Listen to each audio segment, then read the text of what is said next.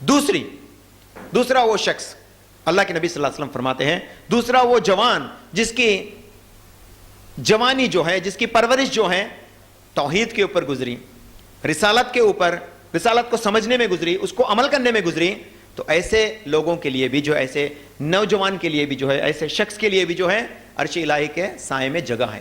تو ہم لوگ اپنے بچوں کے لیے سوچنا، جو عمر دراز لوگ ہیں وہ خود بخود اپنے بچوں کے لیے اس ضمن کو سمجھنا چاہیے۔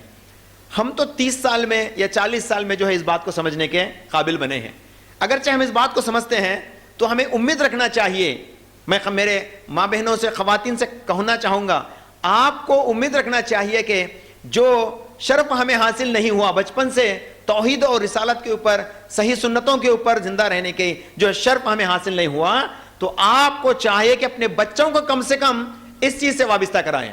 مطلب یہ کہ جس طرح سے اللہ کے نبی صلی اللہ علیہ وسلم فرماتے ہیں 7 سال ہوتے ہیں اس کو نماز کی عادت ڈالو بچوں کو، اور جب وہ 10 سال کا ہو جائے پھر نماز کو ترک کرنا شروع کرے تو ہلکا سا ضرب لگاؤ، یعنی اس کو ڈرانے کے لیے ایک مار بھی مار سکتے آپ، پھر اس کو ترتیب میں لانے کے لیے۔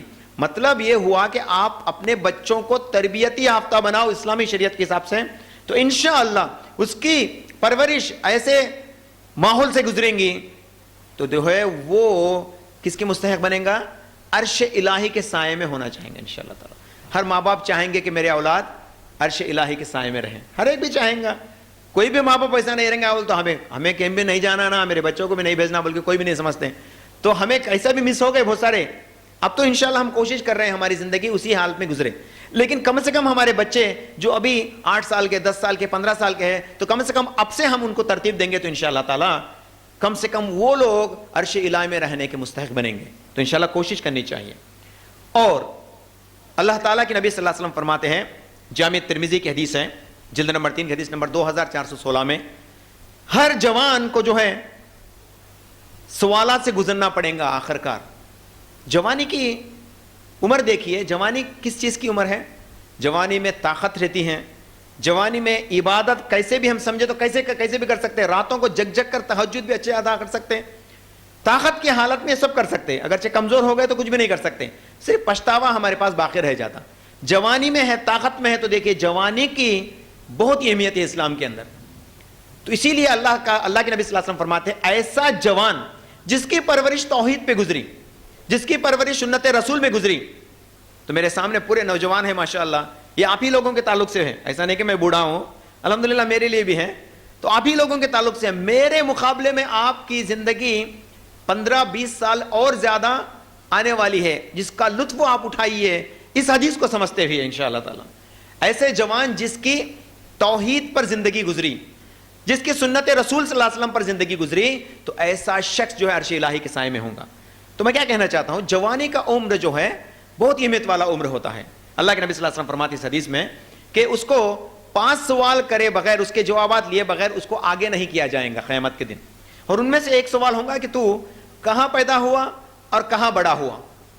ایسا اس کا مطلب نہیں کہ کون سے گام میں ہوا کون سے نہیں، بلکہ کس حالت میں ہوا، توحید پر ہوا، شرک و بدعات میں مبتلا تھا، اس تعلق سے جو ہے سوال ہوگا۔ اگرچہ وہ توحید پہ رہا تو وہ خوش نصیب ہوگا۔